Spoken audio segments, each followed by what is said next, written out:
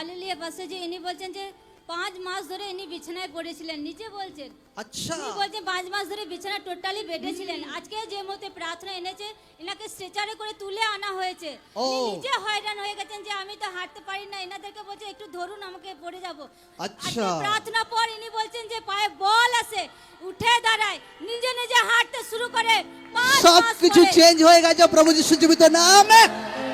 ईमान से भर दिया, ऐसी बरकत दे मेरे खुदा ने, मुझको ईमान से भर दिया, ऐसी बरकत दी मेरे खुदा ने, मुझको ईमान से भर दिया। হালেলুয়া।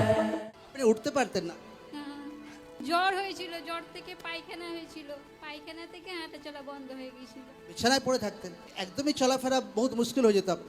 পারতাম না, কোলে করে চাগিয়ে। কতদিন পর আপনি দাঁড়িয়েছেন? আপনি 6 মাস। 6 মাস। ঠিক বলছেন, মিথ্যা বলছেন না তো?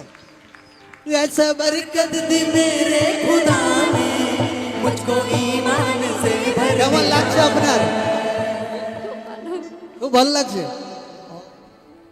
ভেবেছিলাম কোনোদিন আর হাঁটতে পারবো না, বেঁচে নাই, পায়খানা বাথরুম সব কিছু খাইয়ে দেওয়া, নিজের লোকরা সাথ ছেড়ে দিয়েছে। হালেলুয়া। আপনার জোরসে আপনার তালি করে আপনার শোনো। লোক আপনাকে ছেড়ে দিয়েছে বাকি লোক সব ছেড়ে দিয়েছে, সব? নিজের সন্তানও দুটো বাদ দেয় না। প্রভু যিশু আপনাকে ধরে ফেলেছে।